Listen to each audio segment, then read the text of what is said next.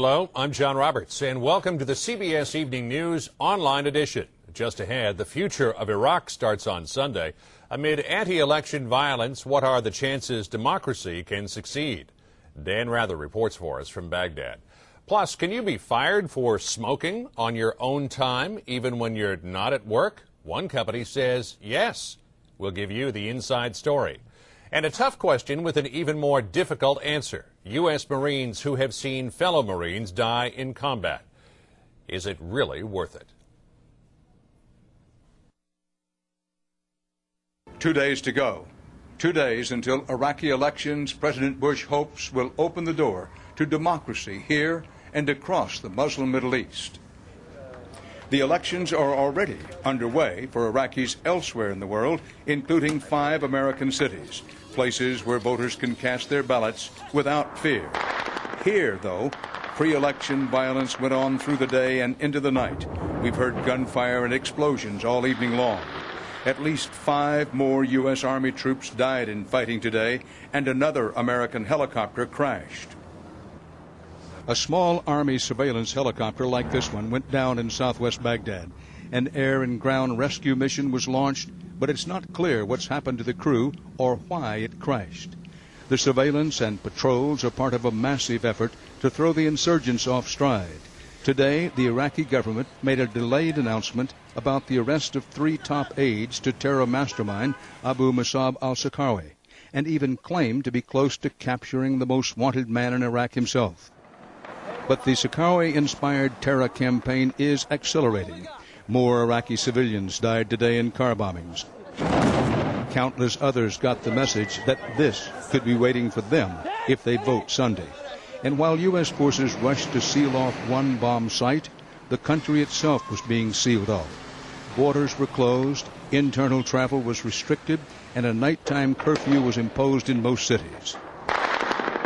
The curfew couldn't keep Baghdad from becoming a shooting gallery and killing ground, with running gun battles and automatic weapons fire echoing across the city throughout the night. During the day, shops closed early, hospitals stocked up on emergency room supplies. Should there be any crazy attack on civilians or otherwise, we are doctors and nurses. We treat any casualty and we'll be prepared for it. Election officials were scrambling to meet their own deadlines, but the location of most polling stations remains secret. Most candidates are still anonymous, and most voters are struggling about whether to chance injury and death to cast a ballot. There are signs many will stay home. How heavy is the intimidation, and how big a factor will it be? It's quite a strong level of intimidation, a serious level of intimidation. American forces have been hitting the street to get out the vote. Do you all plan on voting? On this day, everyone said they plan to vote. Even if you speak some Arabic as you do, yes, sir. Can you get through to people? Absolutely. I think if you take that time, and we've been trying to rebuild Baghdad now for 2 years, and slowly and surely it's coming along. But on these streets, the mood can change quickly. You'll get a certain vibe from the people. A lot of times the children flocking around you as an indication that the bad guys aren't nearby. It's when the kids scatter. It's when the hair stands on the back of your neck. Some employees across the country are now threatening to fire workers for smoking, not just at work, but smoking any place, anytime. Can the boss really do this? Is it even legal? Sharon Alfonsi gives you the inside story.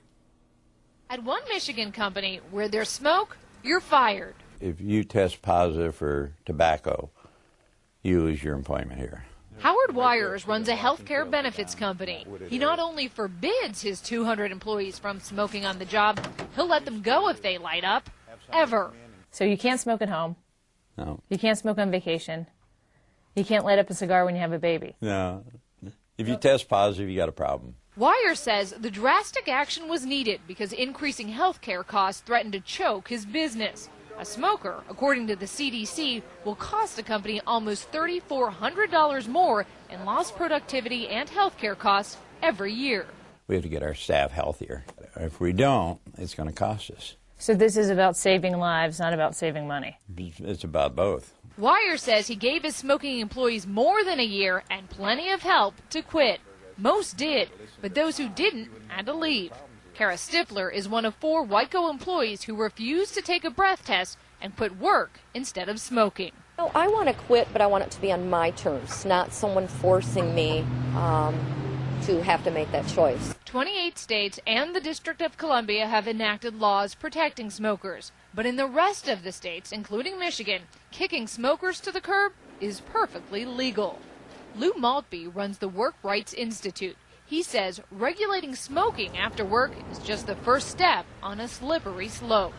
If you don't smoke, do you drink? If you don't drink, do you eat junk food? Do you not get enough exercise? Wires insists he knows the limits. You're not going to fire them for drinking. No. You're not going to fire them for, having promiscuous sex. No. You're not going to fire them for eating junk food. No. Wires says he's just trying to be a responsible businessman. But some workers wonder how far it might go. If one day your boss might tell you to eat all your vegetables or go home without pay. Sharon Alfonsi, CBS News, Okemos, Michigan. With elections here in Iraq 2 days away, the death toll among American servicemen and women now tops 1,400. Was it worth it? That question is asked all the time at home. We put it to a unit of U.S. Marines operating in the countryside south of Baghdad in what's known as the Triangle of Death. How many Marines did you lose? We've lost 10. And how many wounded? We're up to about 67 wounded. These men from the 24th Marine Expeditionary Unit are based in a makeshift fort in a small town called Udafaya. Is it about what you thought it would be? Pretty close, sir. It's never exactly what you think it's going to be, sir. And they never know what's going to happen next.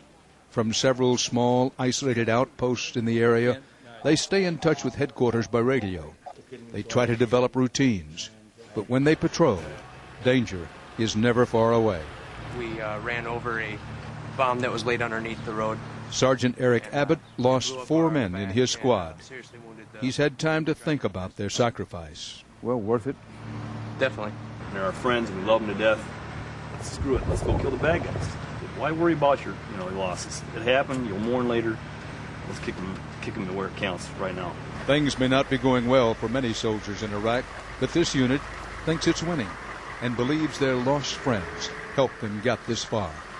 You can't put a number on a name, is it worth it or not, but we're here to do a job and get it done.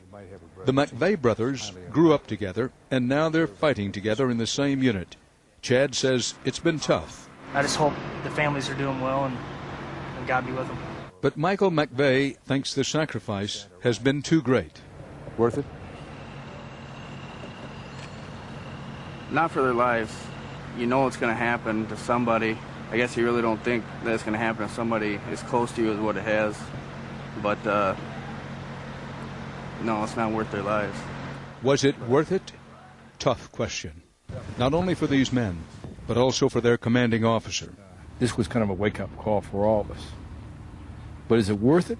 I may be a colonel, he may be a sergeant, he may be a lance corporal, but we're all Marines.